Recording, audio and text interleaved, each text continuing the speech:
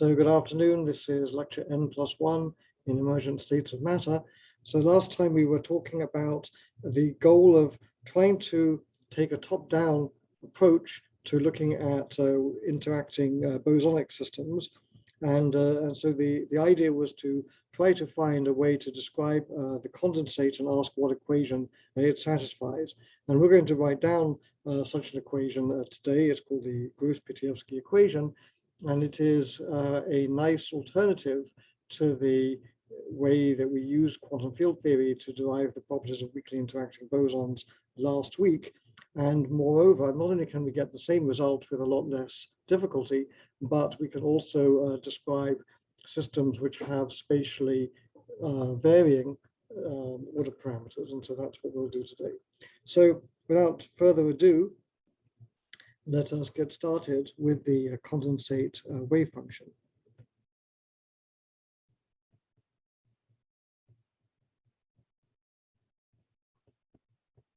So I'm going to take this in steps.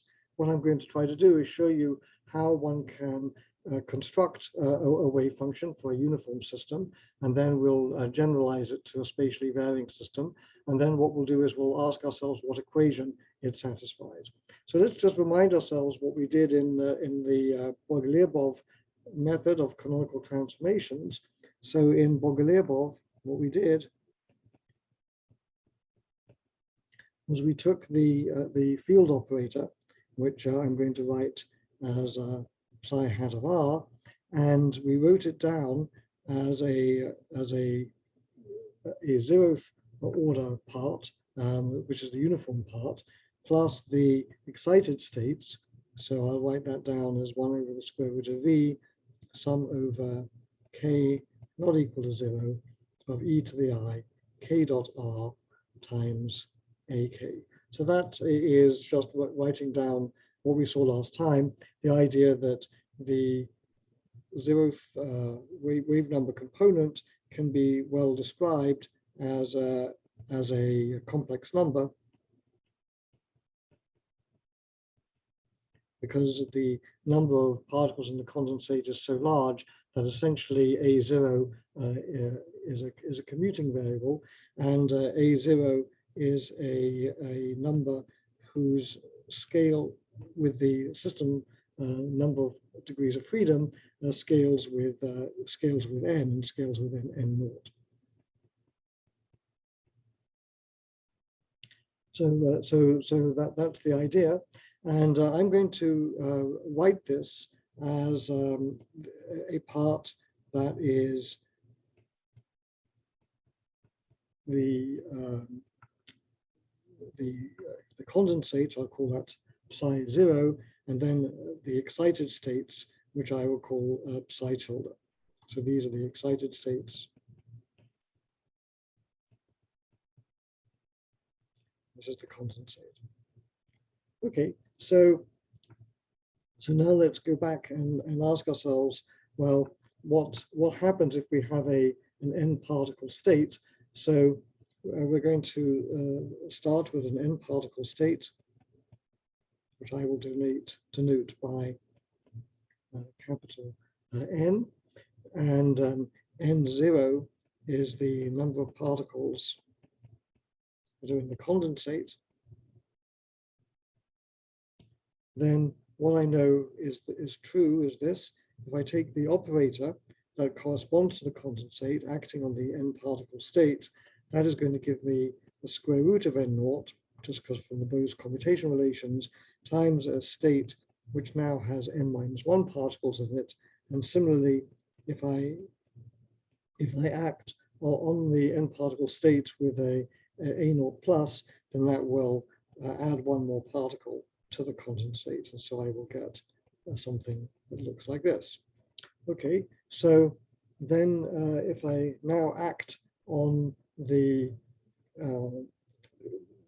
state with the operator psi 0, then all I'm going to get is the following. So psi 0 acting on n is then just going to be the same thing, normalized by the square root of v.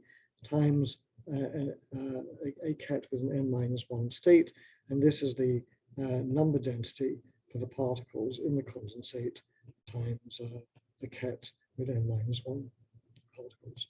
So that's all straightforward. And so I can then ask, well, what happens if I take a matrix element of an n-1 particle state with an n particle state? So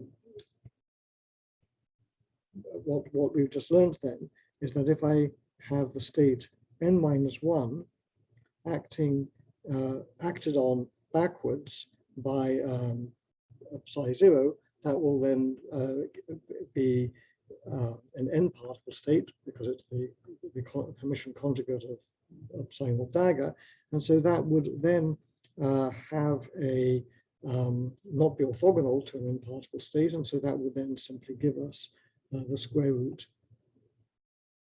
of n naught. I don't think I said this, but n naught is this. So what you can see then is that the way that I get scalars out of these field operators is I take matrix elements with states that differ by one particle. So I could, if I wanted to, we could define the condensate wave function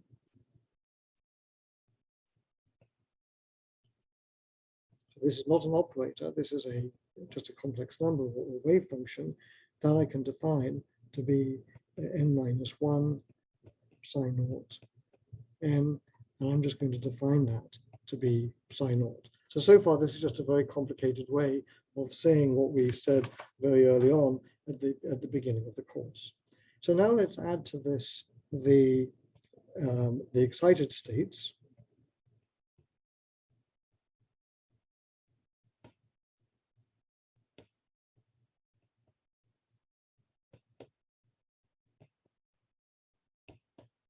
So if I now consider the excited states AK with K not equal to 0 acting on an n particle state, then that's going to give us a number that is of order unity acting on n-1, the ket n-1, and so that by definition is going to be very much less than a naught acting on n. So the main difference between an excited state and the condensate state, the ground state, is that the condensate is macroscopically occupied, and so that means that when you take an expectation value, or when you have it acting on a ket, it produces the number of particles times the ket, so it's proportional to n. Whereas when an excited state, an operator for an excited state acts on it, all it does is add single particles. It's not proportional to n. So this order 1 is in contrast. Order 1 for an excited state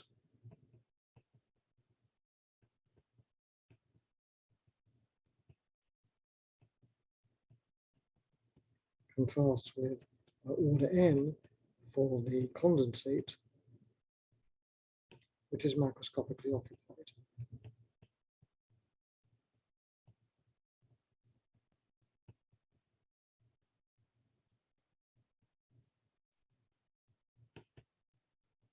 Okay, so what that means then is that if I now took the whole field operator, so the whole point of this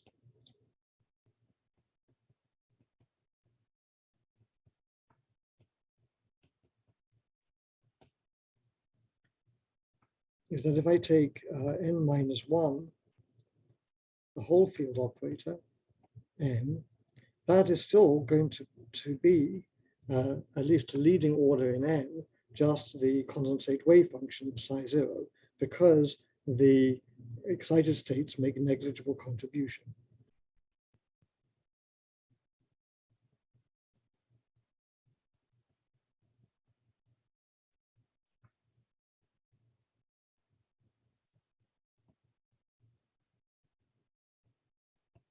And to make this more precise, what we should put in here is the fact that we take the thermodynamic limit. So we're taking the limit as n goes to infinity, and at the same time, we're keeping n over v constant.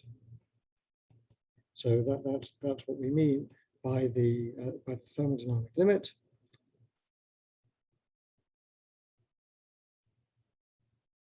And by doing that, we can see that the field operator, just acting on the states in this way, gives us a condensate wave function. So that's very convenient. And now we can ask ourselves the following question. So, wait, before I do that, let me just make a comment about normalization. So the normalization here is what I'm calling the condensate wave function is basically a naught, whereas earlier on we talked about a condensate wave function psi squared, phi squared, and that normalization was n times n naught. So this was our earlier heuristic condensate wave function. And this is our current normalization.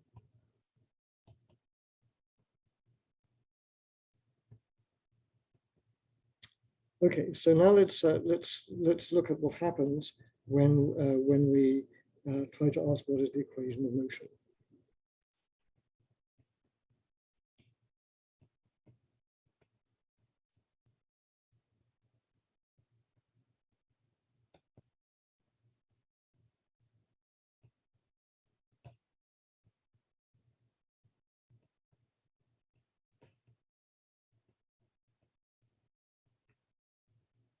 So what we're going to do is use the Heisenberg interpretation of quantum mechanics, which says that if I know what what an operator is acting on some particular state vector, then I can write down an equation of motion for that operator, and that's as you know different from the Schrödinger equation, the Schrödinger representation, where you keep the operators fixed and look at the evolution of the states. But we're going to use the Heisenberg representation because we want to understand what is the equation of motion for the field operator. So our goal is the equation of motion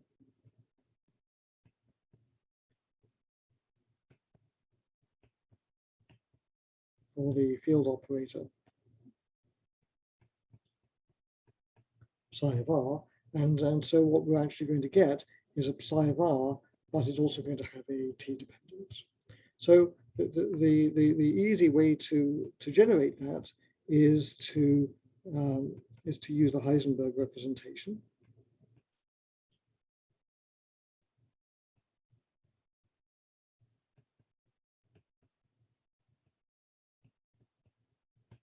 The quantum mechanics. So what we know is that psi 0 of r and t, the condensate wave function's time dependence. Well, if I knew the time dependence for the field operator, so let me just write that as psi of r and t, then I would just simply take the matrix element like this, and that would give me the time dependence of the condensate wave function. So what is the time dependence of the operator? Well, it's just going to be the following. Psi hat of r and t is going to be e to the I over h bar times the Hamiltonian t, psi hat of r, e to the minus I over h bar h hat t. Like so. So that's how I define the time-dependent operator. And so let's work out what psi naught is going to be. So psi naught of r and t. Now, if we're acting on the states with the operator with any power of the Hamiltonian, we're just going to get powers of the eigenvalues of the Hamiltonian, which are just e to the nth power. So the exponential acting on it is just going to be an exponential of this.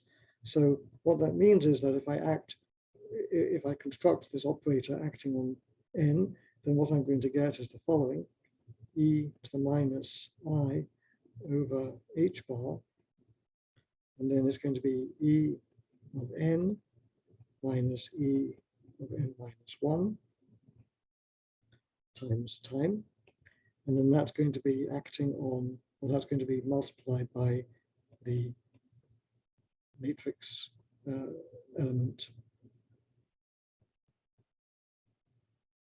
like so. So in other words, I just simply insert this this definition into here, and then the Hamiltonian operator acts. This one acts to the right, this one acts to the left, and when it does, it gives me these factors e of n, e of n minus 1, and they're just complex numbers, so they just come out through the matrix element, and so I get this result here. So e of n in this formula is the energy of the system with n particles. And when I write down e of n minus 1, this is essentially, for large n, the same thing as d e by dn by dn for large n.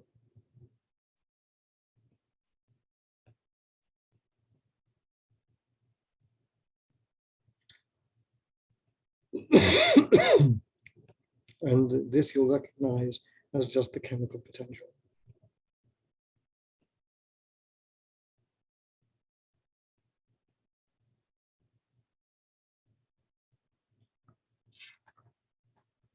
So what we've then seen is that if I have a uniform system,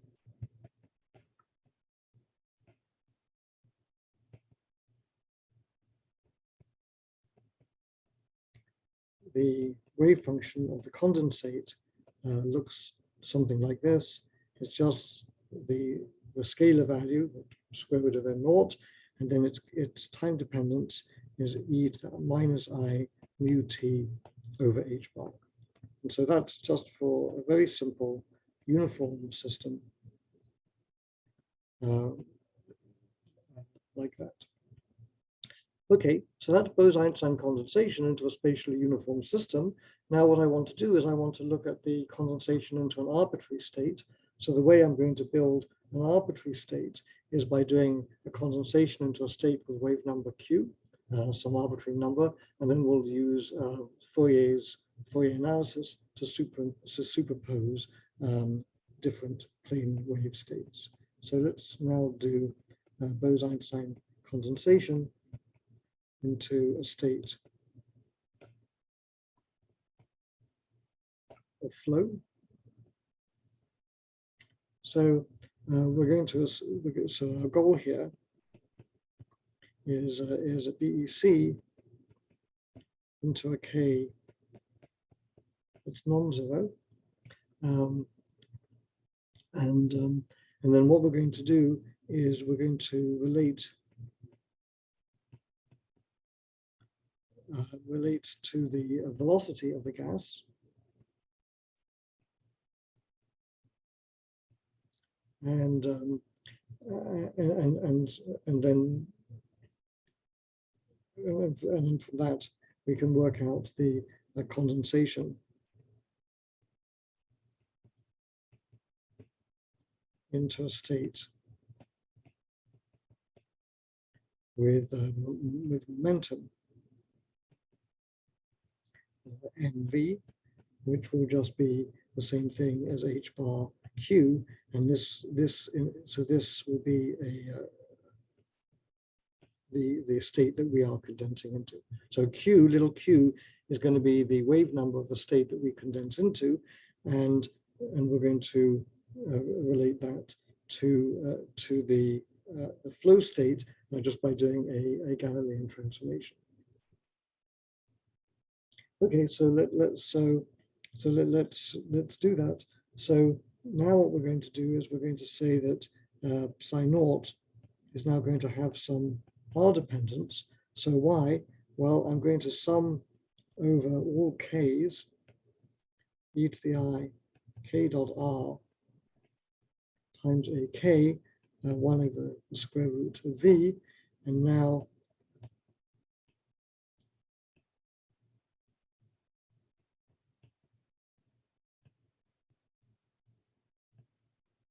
we're condensing into n particle states, or n-1 particle states with wave number q. And now the only k that is going to be non-zero is the one at wave number q, and so that's going to be e to the I q dot r times the square root. Well, you don't need to write it like that. Times the square root of n naught.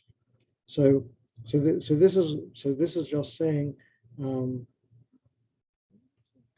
only annihilation operator which has any non-zero value is the one with k equals q, and so we're simply going to get square root of n naught times e to the I q dot r. So now let's suppose that we have a time-dependent situation. So it's going to be exactly the same thing as we had before.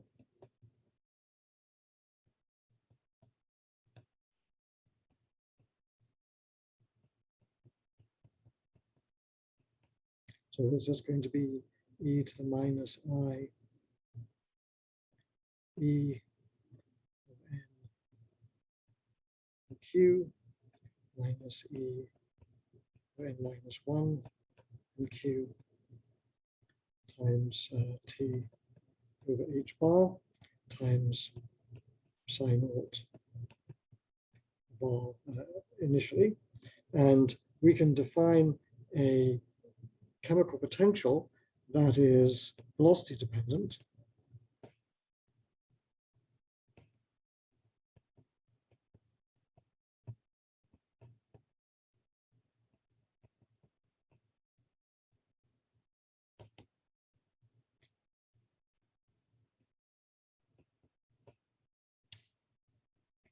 So we'll just say that mu v is e of n q minus e of n minus 1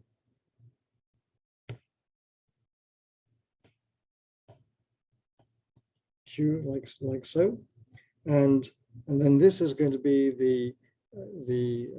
this is what would happen if I had a Bose-Einstein condensation into a state with k equals 0, and then I make a Galilean transformation to a state with velocity v.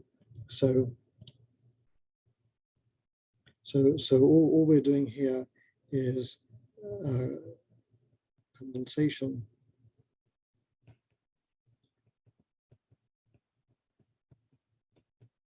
into a state with wave number q equals 0, but from the vantage point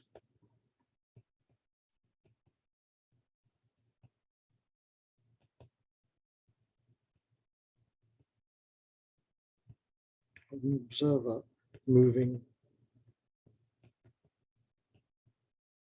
at velocity v, actually minus v with respect to the gas.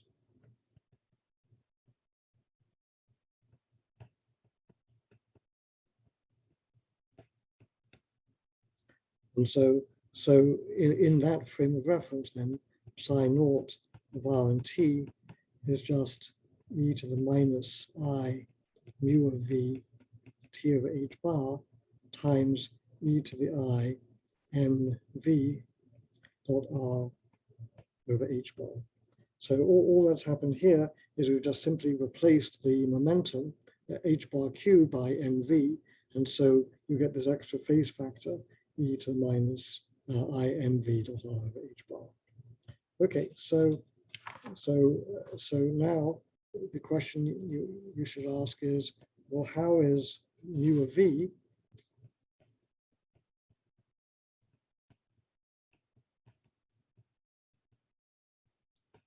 related to mu zero, in other words, when you're not moving with respect to your condensate. And so, of course, the answer to that is we just use a Galilean transformation.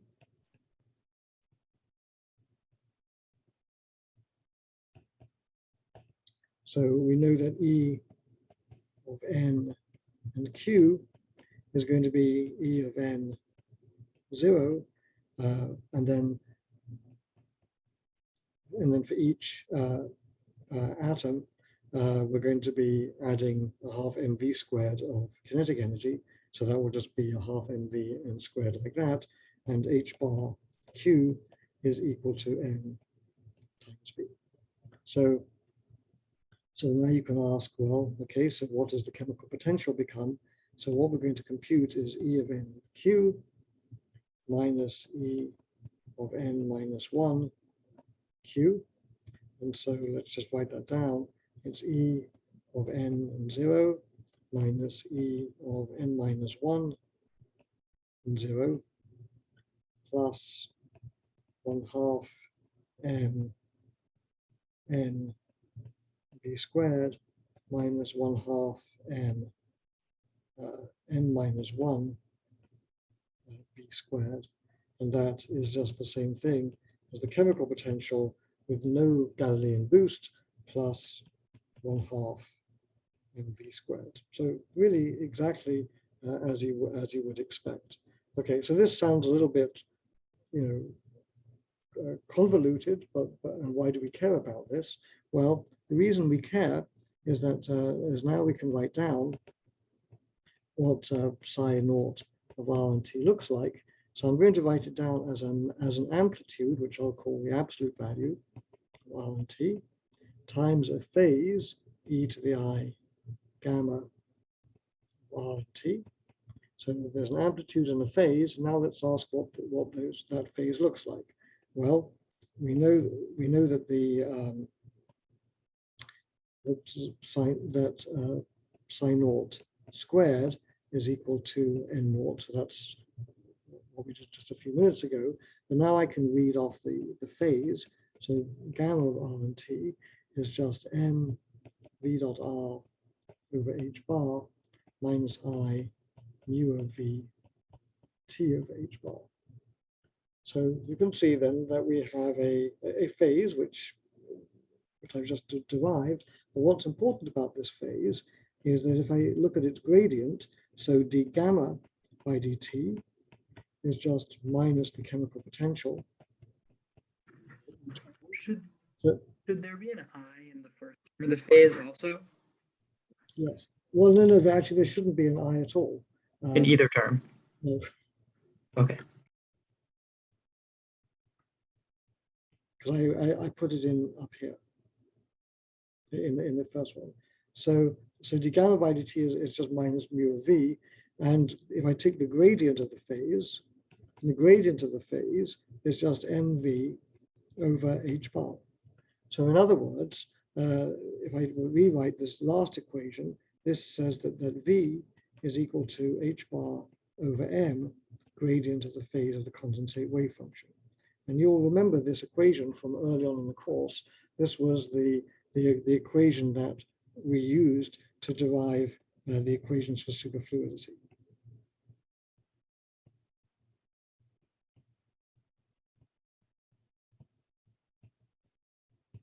So this was, because of this, then we get curl V is equal to 0, and that tells us that we have dissipation as flow, quantum vortices, and all of those things that we saw before. So to summarize, what this has told us is this rather formal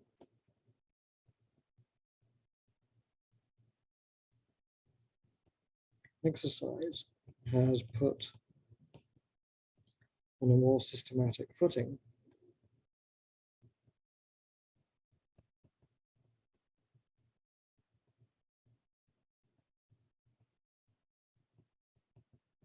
a heuristic picture of superfluidity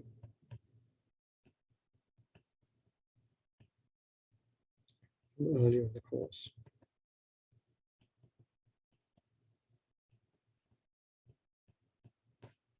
Okay, so that's very reassuring. Now we've just started from annihilation creation operators, and we have derived the equations that we know allow us to derive the phenomena of superfluidity. So now let's work out the equation of the motion. Excuse me, can I ask a question? Yeah. So it seems like from this, the velocity is not spatially dependent, right? It can be, no, it depends on the form of gamma. But the gamma is derived using Galilean transformation. I suppose that the V is a constant. We apply a boost to the system, so the in this that's right, that's true. In this case, we just assume the constant V. Yes. Okay, but this equation should be generalizable to like more complicated. Okay. Okay. Wait, if we had a non-constant V, why wouldn't we pick up a grad mu term? You would. Oh, okay.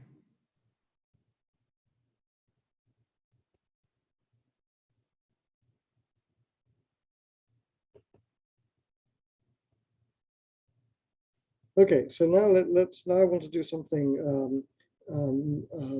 more less trivial, and so I want to work out what is the actual equation of motion, the differential equation that describes how the condensate wave function operates. So our goal is to answer the question, what is the equation of motion?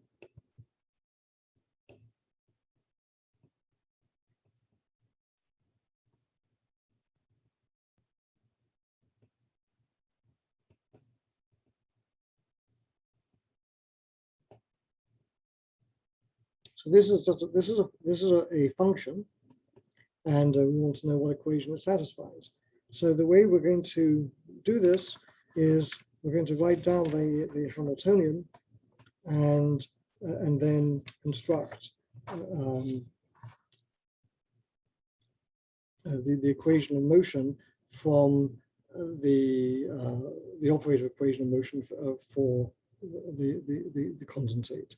So the answer is construct the Hamiltonian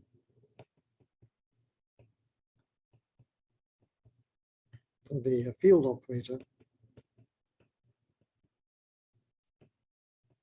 and then write down the equation of motion, which is called von Neumann's equation, which of course says that if I take an operator and want its equation of motion, I look at its commutator with the Hamiltonian. So to do that, we need to work out,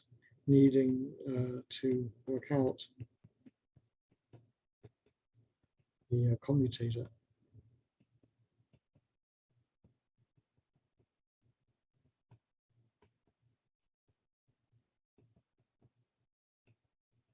With the Hamiltonian. So the first thing I'm going to do is I'm going to write down now our Hamiltonian for the system in terms of the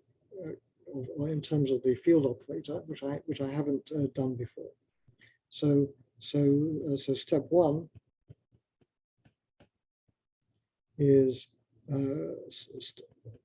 start with the Hamiltonian in terms of the AKs and AK daggers, and work out what the Hamiltonian is in terms of the field operator. So let's go and do that. So our starting Hamiltonian, as always, is the Bogoliubov Hamiltonian, which I will write like this.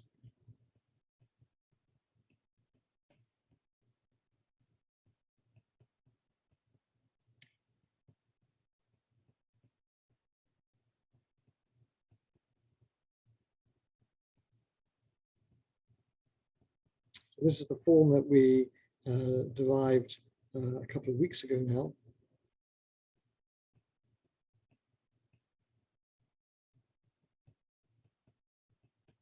So it's normal ordered, and then it has a momentum conserving delta function.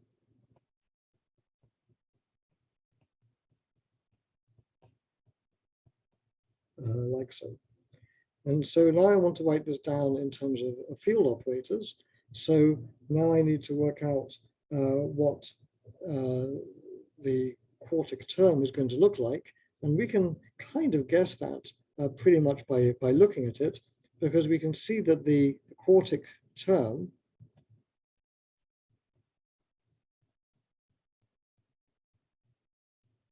has, a dagger, AA, and so that suggests we will get something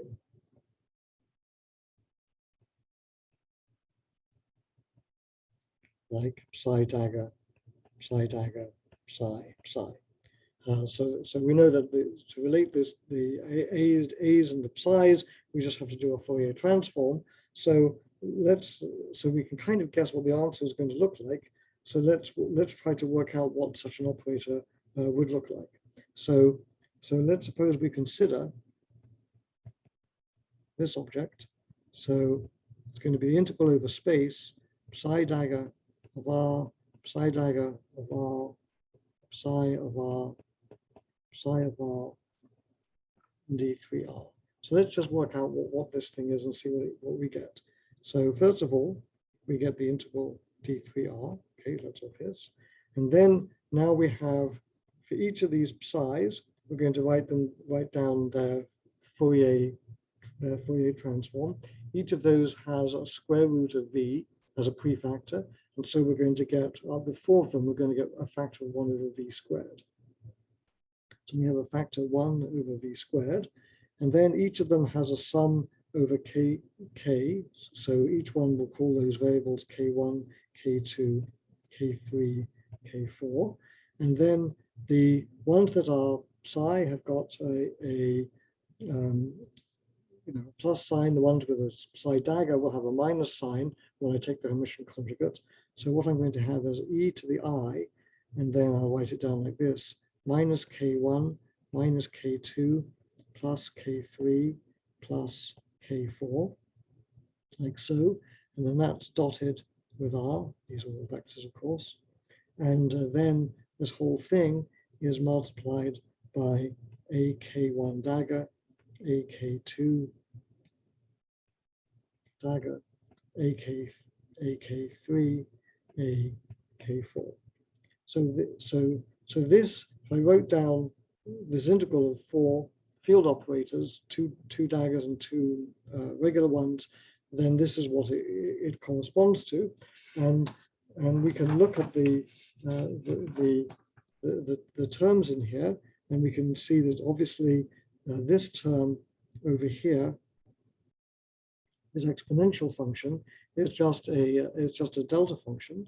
So this term I can write as it's obviously if k1 plus k2 is not equal to k3 plus k4, then this thing is some oscillating phase factor, and so when I integrate it over space, I will get 0.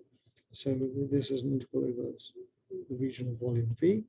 But on the other hand, if k1 plus k2 equals k3 plus k4, then this term here in the exponential is going to be 0. And so this exponential e to the I0 is just going to be 1. And so what I will get will then just be the volume itself. So this thing itself is equal to the volume times the delta function of k1 plus k2, k3 plus k4. So let me just write that down to make sure that it doesn't go by too quickly. So the reason is that unless the k1 plus k2 equals k3 plus k4, the phase factor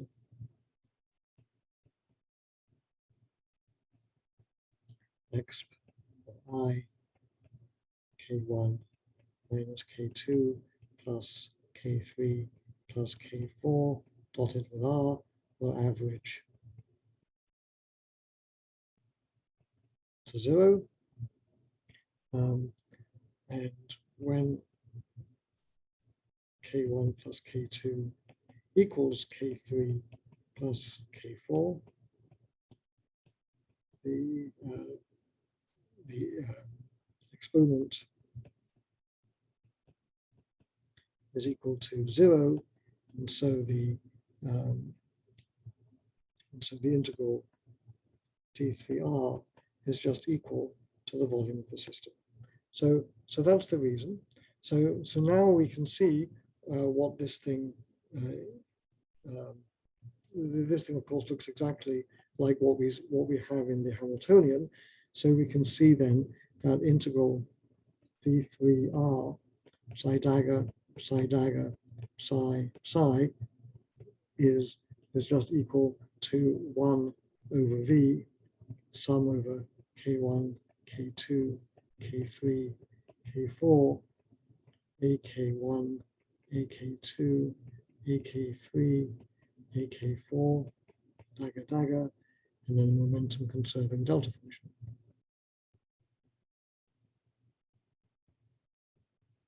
And so that's just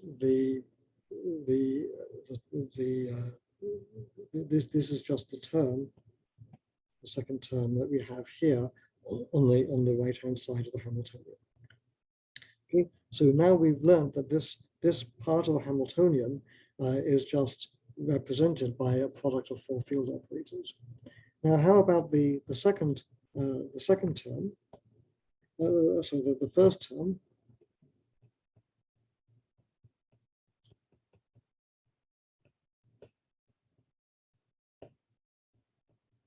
So this one we can call, if you want, step 2. So for step 2, if we look at, we have h bar squared k squared over 2m ak dagger ak. So what we can do is we can put each of there's 2 k's and 2 a's, a dagger a. So we can think of this as being h bar squared over 2m k ak dagger k ak, like so. And in fact, we can even think of it as equal to minus h bar squared over 2m I k ak dagger I k ak.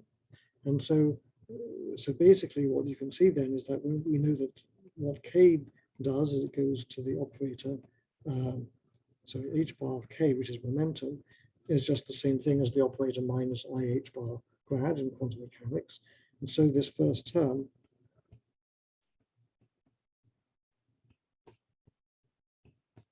is just the integral d3r of h bar squared over 2m grad psi dagger dotted with grad psi. So that's the so now we can write down the whole Hamiltonian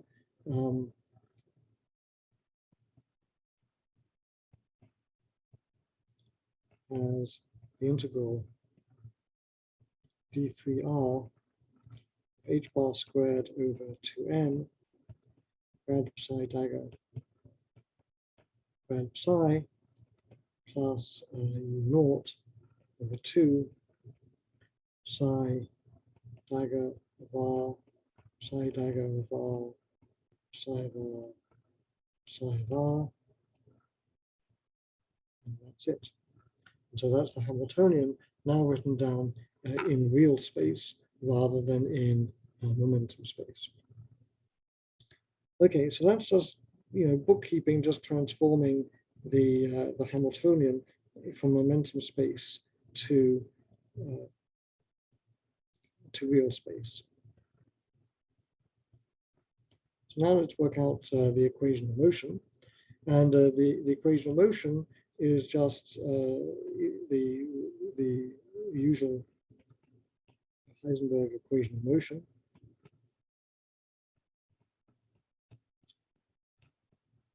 So we write I bar psi by dt. This is then just going to be the operator that we're looking at, psi bar t, commutator with the Hamiltonian. And so in order to work this out, we now have to commute psi with the operator for the Hamiltonian, which we've just worked out. So let's go ahead and do that, but it's pretty simple, because essentially the process of doing commutation is like pretty much the process of doing a functional derivative. So you can work this out in your head. So what do you get is this. So it's going to be minus h bar squared over 2m del squared psi bar t plus mu naught psi dagger r and t psi bar and t psi bar t. So again, so this is something for you to check.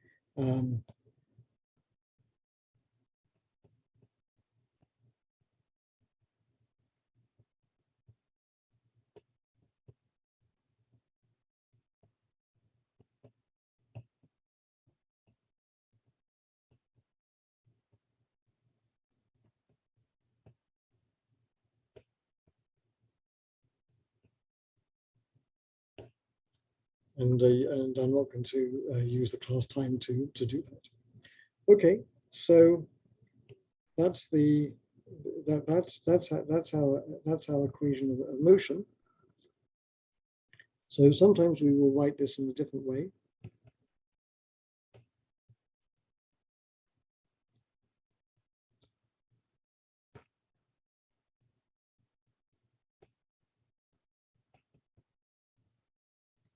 So sometimes we'll separate out the condensate and the excited states.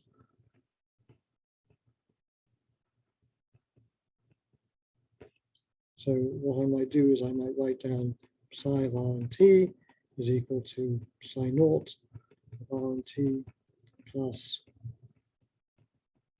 the excited states, and then we expand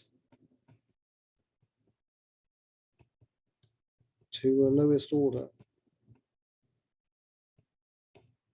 in the excited states, which of course are small compared to the ground state. And so if you do this, the lowest order term that you get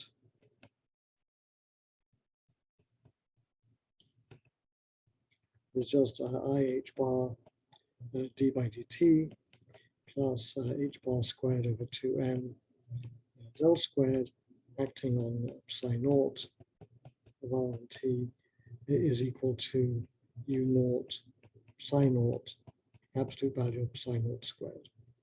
And so this is the equation that is sometimes known as the Gross-Pitaevskii equation.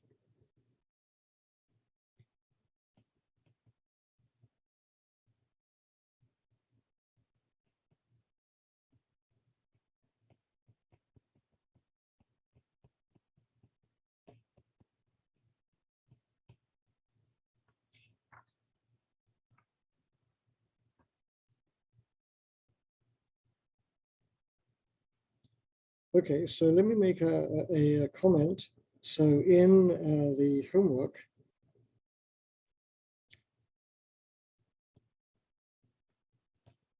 what you'll be asked to do is carry this expansion to next order.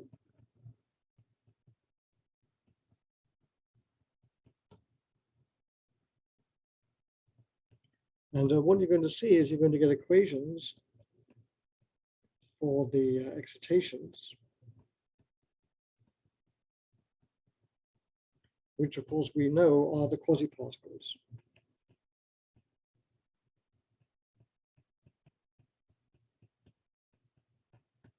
And what you'll be able to see is that you can derive the dispersion relation of the quasi-particles in this way.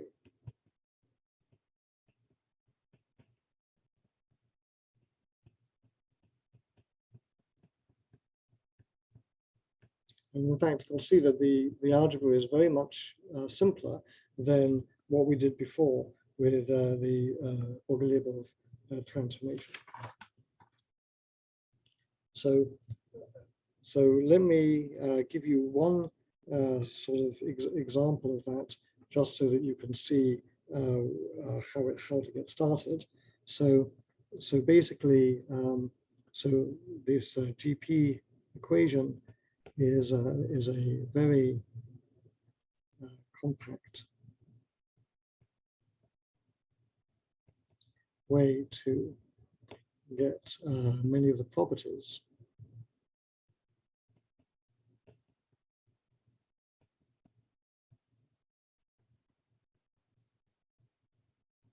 of weakly interacting Bose systems.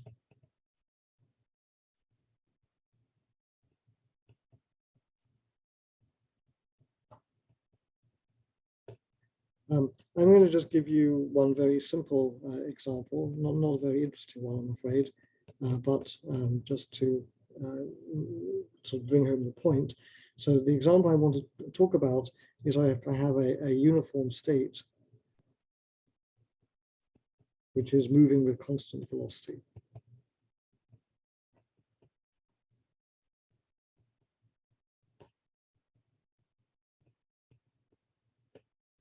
So what I've got then is psi naught of R and T is just a state that has a dependent e to the I q dot r minus mu t over h bar.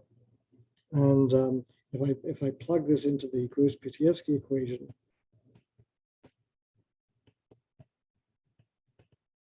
then what I get is mu minus h bar squared q squared over 2m times the square root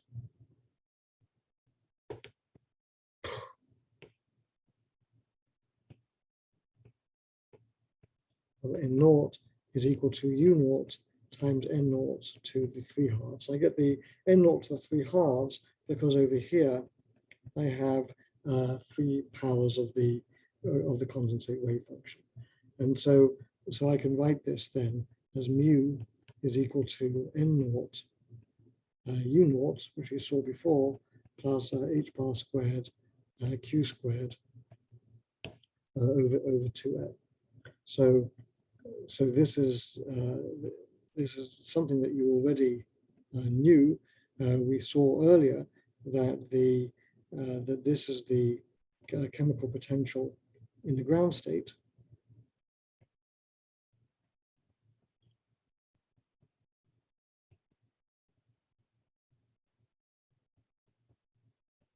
And this thing here is just the correction to that due to the boost into moving frame, where h bar squared q squared over 2m is equal to 1/2 b squared. So not very not very interesting, but just shows you how all the things that we saw before just come out very simply from the Gross-Pitaevskii equation. Now, where the Gross-Pitaevskii equation really is valuable is in looking at spatially varying situations. And so now I want to do a second example, which is a lot more interesting. So we'll call this example number 2. And for this one, we're going to compute the structure of a quantum vortex.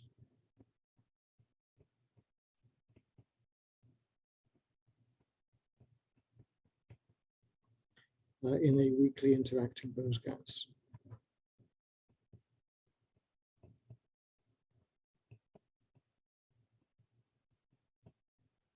So what we're going to assume is that the core of the vortex is large, not like it is in superfluid helium, and then we're going to be able to work out the structure because of that. So let's say what we're going to assume, or we can say in helium-2, which is of course strongly interacting, and so not described by this theory. The vortex core is roughly an angstrom or so in size, but in a weakly interacting Bose gas,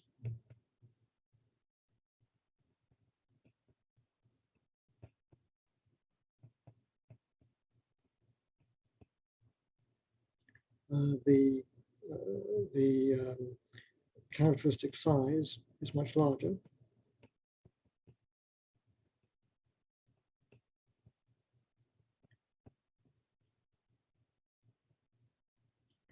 And can be assumed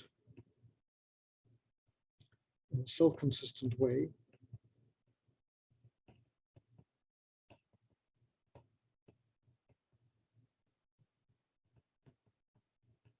to be slowly variable.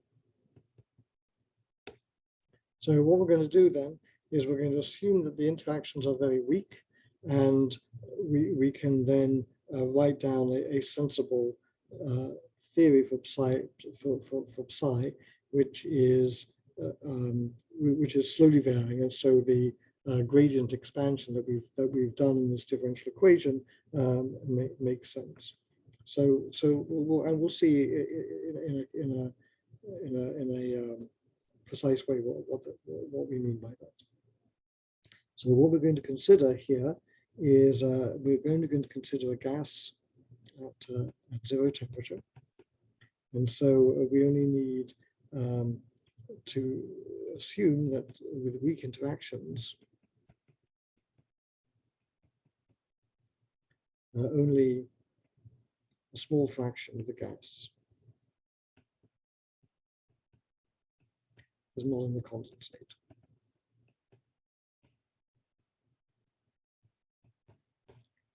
Okay, so let's write down if we have a stationary state, so time independent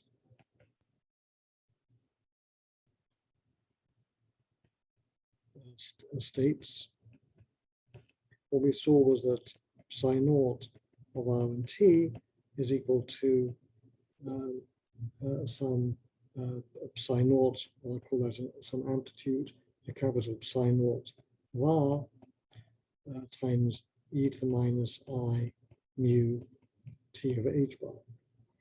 So that's the form of a time independent state with some amplitude psi naught. And so then this satisfies a time independent Gross-Pitaevskii equation, which looks like this: mu plus h bar squared del squared over 2m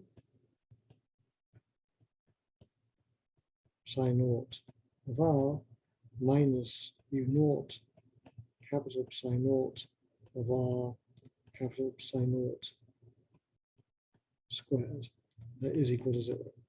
So all I've done is I've substituted this functional form into the time-dependent Gross-Pitaevskii equation, but all the time dependence is going to do is bring down this factor mu into, so d by dt is just going to give you the factor mu, and so my equation over here, h bar d by dt, is then just gets reduced into this time-independent Gross-Pitaevskii equation. Wait, why the time dependence drop out in the third order, like over the psi naught and psi naught square term? it multiplies all the way through. So you get what I wrote just down. You just get what I wrote down. So just try it, okay? It cancels out to get this equation. It's just like writing down the time independent equation. Okay, so this is the equation that we want to solve. Now, what do we want to solve it for? Well, the situation that we want to describe is a vortex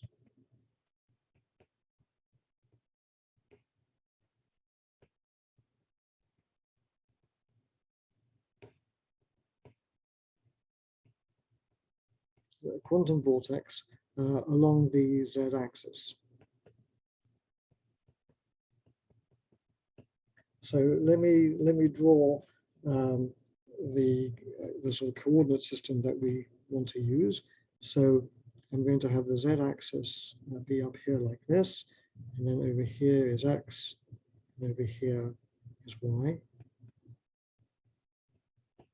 So we have something like this, and then I am going to be using cylindrical polar coordinates. So I'm going to have a vector which will measure say the angle phi like this, r like this, and then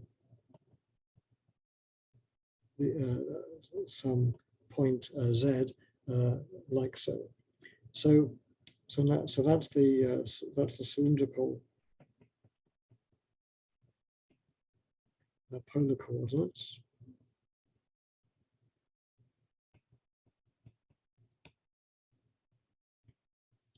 And then what I'm going to do is I'm going to non-dimensionalize the Gross-Pitaevskii equation.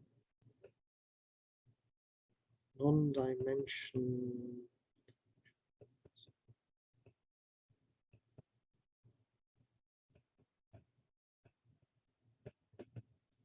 So why can I non-dimensionalize it?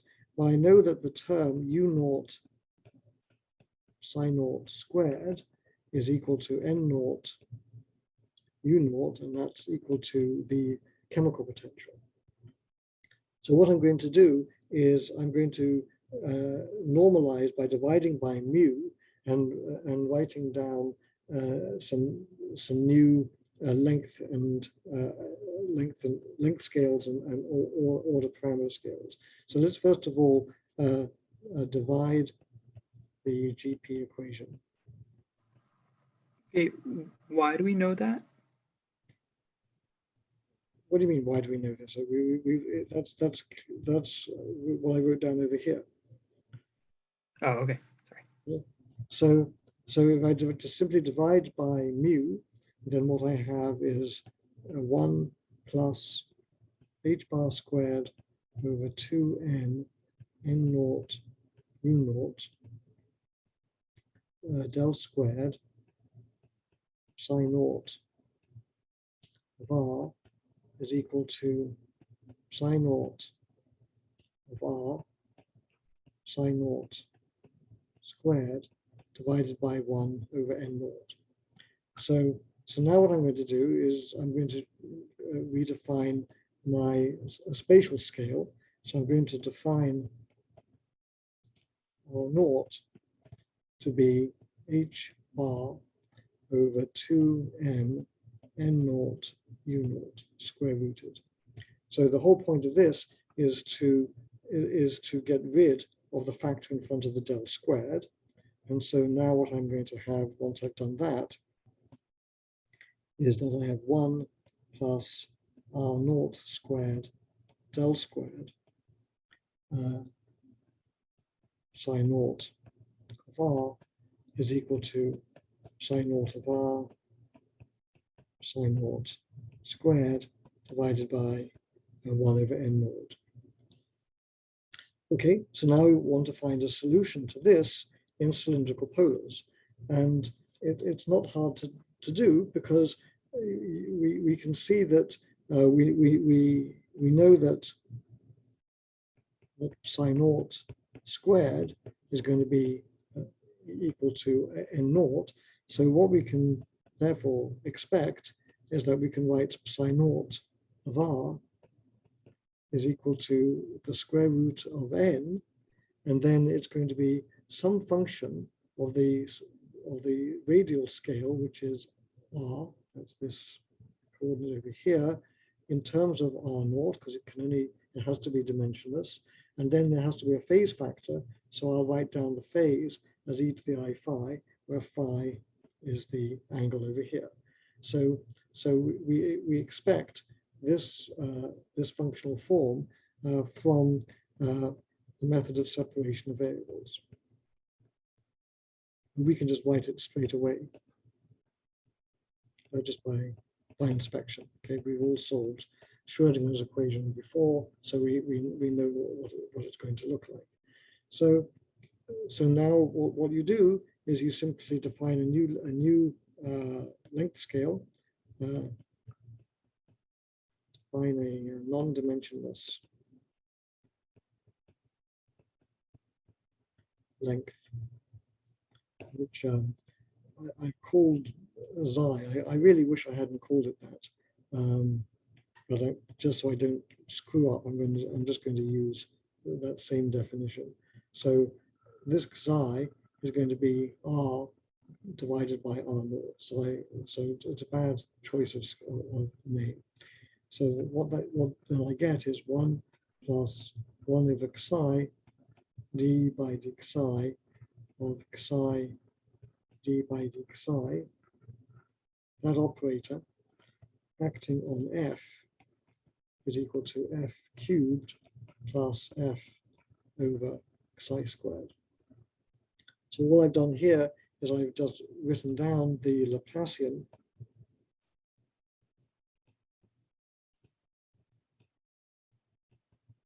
in the cylindrical polars.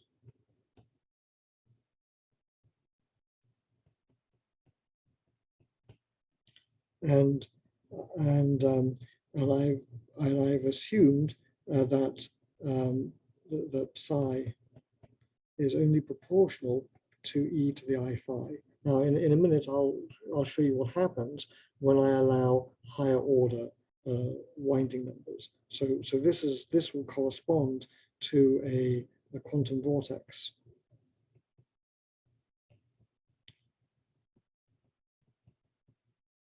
With a unit circulation.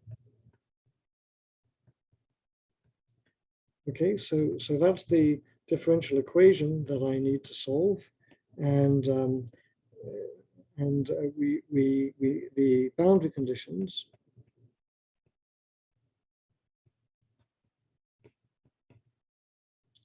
are that as r goes to infinity, as I go further away from the vortex, what's going to happen is the condensate density is going to just go to the uniform one.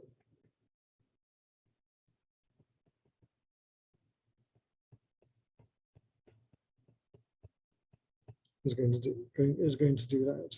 But if I'm near the core, then I will get some other behavior. So let's solve this numerically.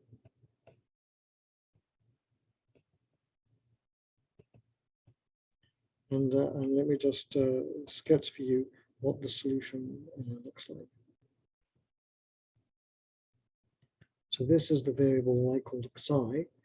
This is the dimensionless function that describes the condensate wave function. It goes to 1 up here, and then something like this, and then what its functional form looks like is something like this. And it asymptotically approaches psi, f is equal to 1 at large distances. So what you can see then is that the condensate is depleted near the origin. So this sort of part of the system here, this part here, this is the vortex core, and we can see that the core size is of order r naught. okay, 1 or 2 R naughts. So let me now do a self-consistency check, as I promised I would.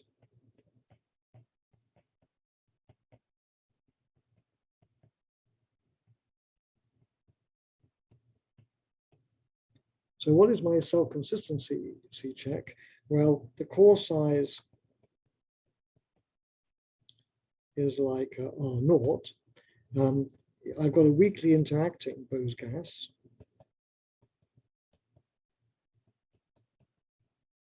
And so that means that basically N is approximately equal to N naught. There's very few particles that are out of the condensate.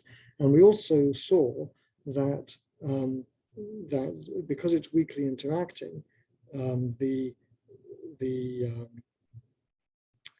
S-wave scattering length is very much smaller than the distance between the particles. So we know that A cubed times N is very much less than 1. So that was the equation that we derived when we did the pseudo-potential approximation. So that means that I can write the core size in the following way. I can write it as R naught, which is the same thing as, well, let me just, I'm leaving out factors. So it scales like U naught to the -1/2, N naught to the -1/2. And this I can write as A, because the scattering length goes like 1 over the pseudopotential times N naught to the -1/2. And now I'm going to write that in a very complicated way. I'm going to write it as A times N naught to the 1/3, all to the power -1/2 times N naught to the -1/3, which you can verify is correct. And therefore, this then tells you that R naught is much greater than N naught to the -1/3, which is the same as N to the -1/3. And this is true at 0 temperature for U naught small. So what is this piece of algebra? Why is it significant? Why does it tell us? What it says is that the core radius is large. And what is it large compared to? Well, it's large compared to the mean separation between the bosons.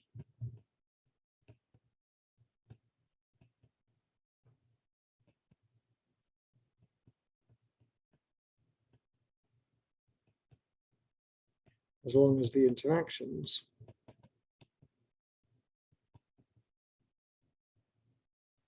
are sufficiently weak, and by that I mean, i.e., the scattering length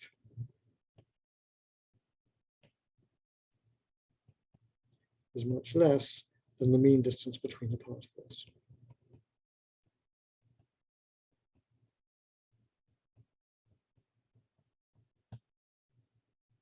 So I promised you that this would be a description that is self-consistent. In other words, I promised you that when we're dealing with a strongly interacting system, of course, the core size is very small, and we don't have a way to describe a strongly interacting Bose condensate. But when it's a weakly interacting one, then I can assume that it's weakly interacting. I assume that I can write down a differential equation which has a gradient squared and a slowly varying gradient expansion for the structure of the order parameter. I constructed what that structure was, and then I showed you that it was self-consistent. So in other words, this is a self-consistent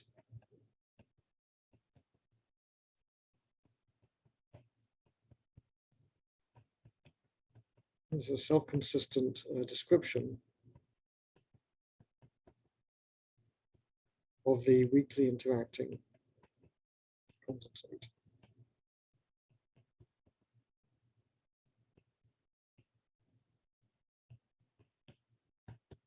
And so it could have gone wrong. We could have ended up deriving a situation where we make a theory and then the assumptions of the theory actually break down.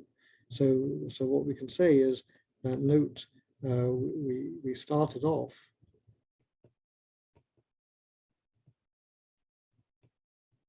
by assuming a slowly varying description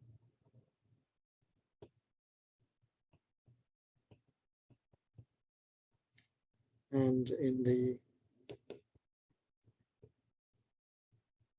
limit of weak interactions,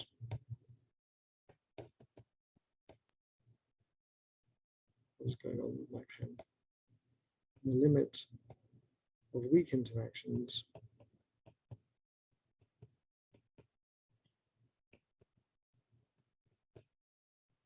this is justified post hoc by the solution.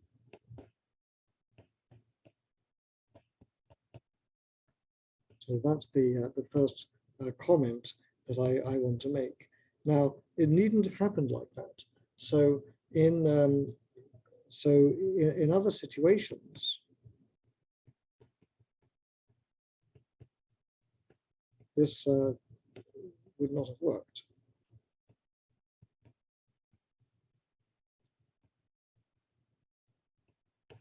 For example, if the interactions were strong,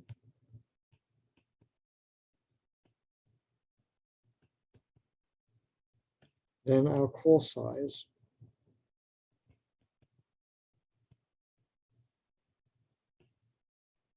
would have been on the same scale as the interparticle spacing.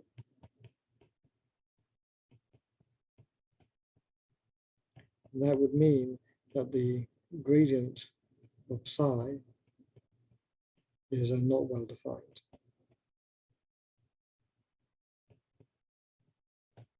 So doing a self-consistency check of a model is a critical part of its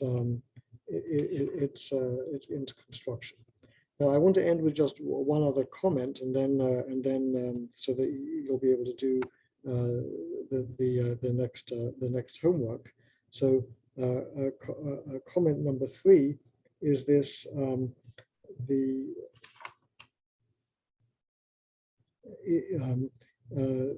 if we look at the excitations, so in other words, we're going to write down the field operator as a psi naught plus an operator for the excitations, and we assume that the excitations scale like e to the I q dot r minus I omega of q in t. So that would be, you would plug that ansatz in to the equation you get for the fluctuations. What you will find is the dispersion relation h bar omega squared is equal to h bar squared q squared over 2m times 2 n naught u naught plus h bar squared q squared over 2m. And when you work through this, you will see that in fact this is exactly what we got using the canonical transformation. So this in fact gives you all the physics of the excitation spectrum that we derived with a lot more difficulty using annihilation and creation operators.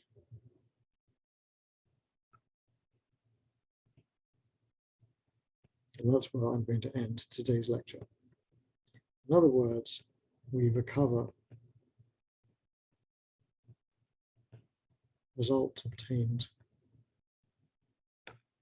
earlier.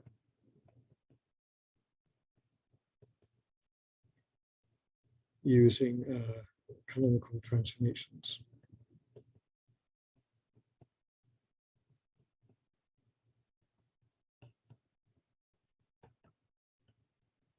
Okay, so that's where I wanted to be for at the end of today's lecture. So I'm going to stop the recording and I'll be happy to take any questions.